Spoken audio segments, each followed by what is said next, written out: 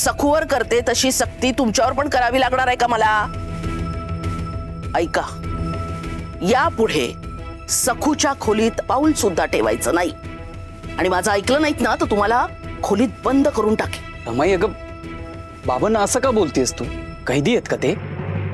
अरे काही काय बडबडतोयस दिगू? मी त्यांच्या भल्याच करतेय, आणि माझ्या नवऱ्याचं भलं कशात आहे हे तुझ्यापेक्षा मला जास्त कळतं. समजलं ना? अगं पण रमाई, तू असं बोलतोयस सांगू काय, मी माझ्या नवऱ्याची वैरीच आहे.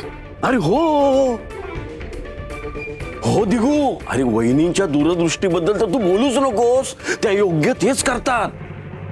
अरे काका, तुला विषय तरी ठाऊक आहे का? उगीच रमाईची भलामण कशाला करतोस? आणि तुला ठाऊक आहे ना की बाबा सखूशिवाय कोणाच्या हातून जेवत नाहीत ते, तरी त्यांना भेटण्याची मनाई करते ती. करायलाच हवी. अरे त्याशिवाय ते स्वावलंबी कसे होतील? यांना सखूशिवाय जेवायची सवय करायलाच हवी. आणि काल पण मी सखूशिवाय आंबील खायला लावलीच ना त्यांना. आणि मी अजून जिवंत आहे ना, मी करू शकते ना त्यांची सेवा. हा, यात वादच नाही. आता तुम्ही सेवा करणार म्हटल्यानंतर प्रश्नच नाही ना. पण तुम्ही कशाला आला होता तिथे? अरे हो, ते राहिलंच. वहिनी, बाबाजींनी तुम्हाला लगेच बोलावलंय, तसं निरूपच धाडलाय त्यांनी. त्या विधीच्या संदर्भात मग कदाचित काही बोलायचं असेल, म्हणजे माझा आपला अंदाज हो. आणि जाताना की नाही ते बोलत होते की ह्या घरावर आणखीन काय काय संकट येणार आहेत ते देवच जाणे. म्हणजे बाबाजी जाणे.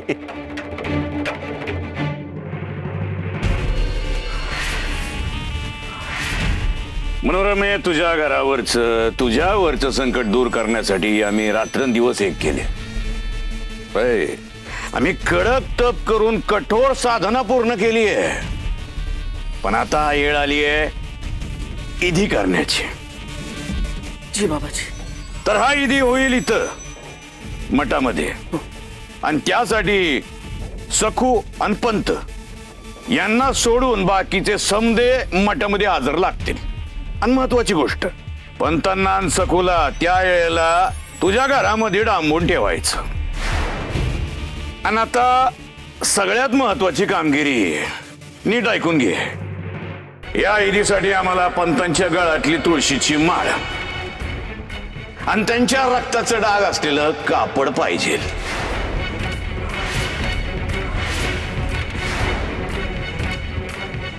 काय? हो. अगं घाबरून कसं पाहिजे जाती तू? तुझ्या नवऱ्याला मारायला नाही सांगते आम्ही.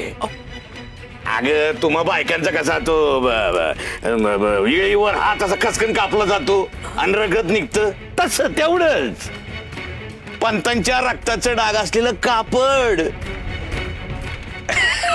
लगे मारायचं सपन बघून हादरून काय जाते?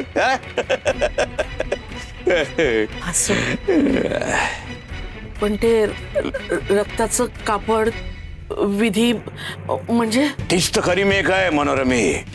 या ईदीमुळं, त्या रक्तामुळं झिंगरोबाची वाट मोकळी होणार आहे.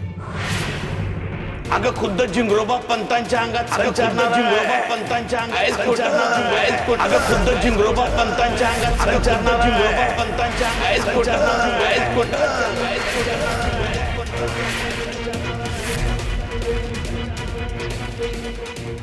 काय रे बाहेर, जिथं आनंद व्हायला पाहिजे तिथे ही बाई घाबरते. काय करायचं हिचं?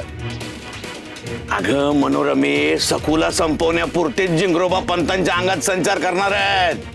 नंतर बघ तू, ते सखूला काय इटोबाला बी इसरतील कायमचे.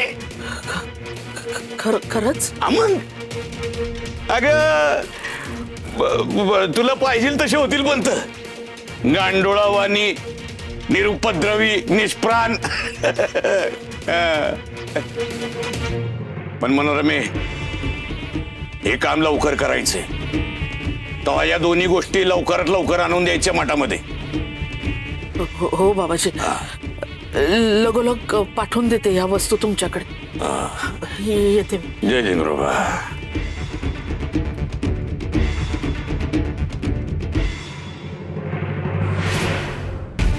बाबाजी, मनोरमाबाई घाबरल्या होत्या. बरोबर ना? अरे ती घाबरलेली आपल्याला कशी चालेल? हा, पण माझा गोंधळ उडाला ना. म्हणजे खरंच सकूला मारल्यावर पंत बरं होणार? म्हणजे त्यांच्या अंगातला झिंगरोबा जाणार? पार खुळा होणार पंत, खुळा. मग पण हे मनोरमेला कशाला सांगायचं आपण? तिच्या कामाचं होतं तेवढं सांगितलं तिला. पाणी आण.